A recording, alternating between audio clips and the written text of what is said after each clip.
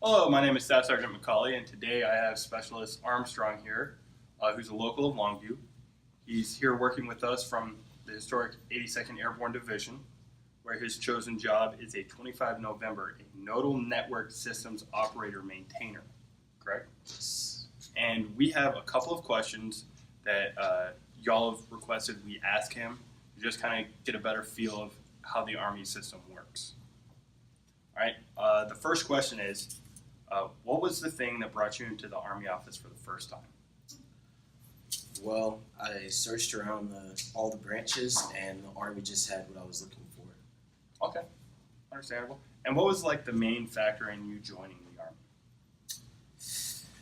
the Army? Well, paying for college, and a lot of these successful people that I know, namely my aunt and my uncle, Yeah.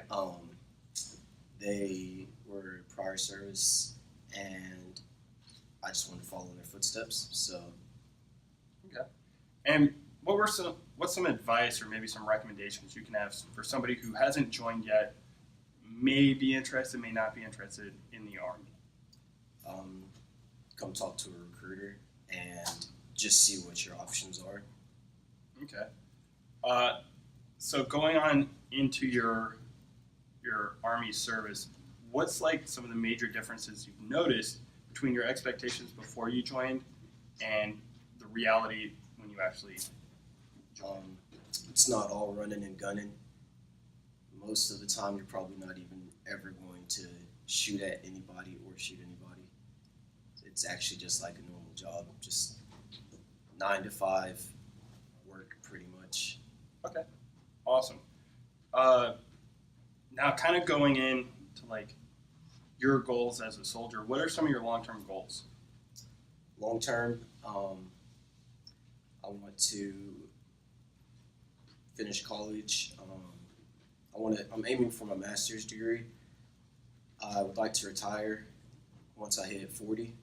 That'll be 20 years of service, and then I'll move back to the great state of Texas. All right. And so you're trying to get your degree. What are you going to get your degree? Master's of business. A master's in business? Okay. And how is the Army going to help you get there? They're going to pay for my college. You're going to pay for your college? Okay. Now, I know we've talked over your time here. What is it like to be a father and a soldier?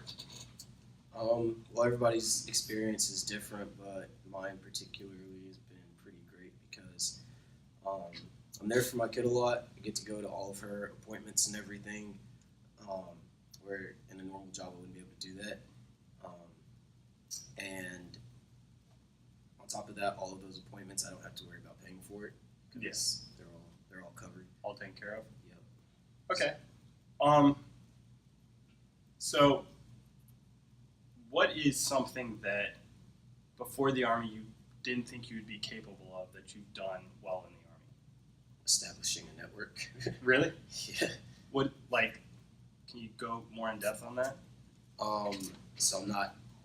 Well, prior to the Army, I wasn't a very technical person. I didn't even learn how to type because I was an athlete in school, so I never really had to do that. I just pretty much played basketball, and that was it. And then I got a technical job in the Army that required a lot of typing, so I just taught myself how to type during school, and then the instructors helped me along the way, and that was it. And then after that, everything else just pretty much fell into place. Okay, awesome. And now, what about physically? Has there ever been a point in your Army career where you didn't think you'd be physically capable of doing something, you were actually able to do it? Well, I never saw myself running 5 miles. Yeah. Because I'm not a runner. Yeah, I get that. Not long distance anyways. I can sprint, but I'm not a long distance runner. And then Sergeant Major Barrett one day decided running 5 miles was a good idea. And actually, we do it all the time because he loves to run for whatever reason. So we run. Yeah, I get it.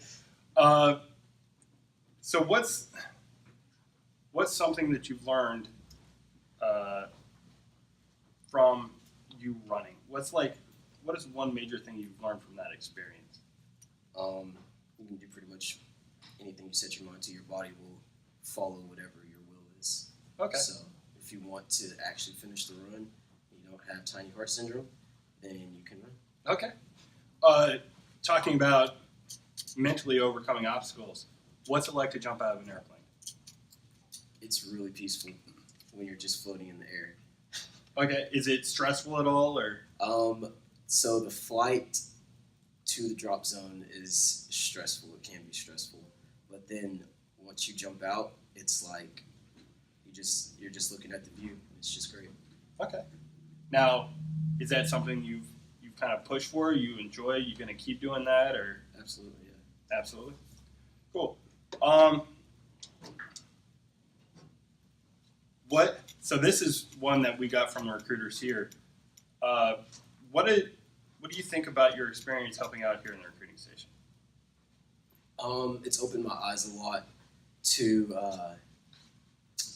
the challenges that the recruiters have. Yeah, there's definitely some obstacles that they have to overcome because a lot of the people, I can't say this. No. Yeah. So Okay. yeah, there's challenges. Okay. Is it as easy as you thought it would be? No. No. Okay.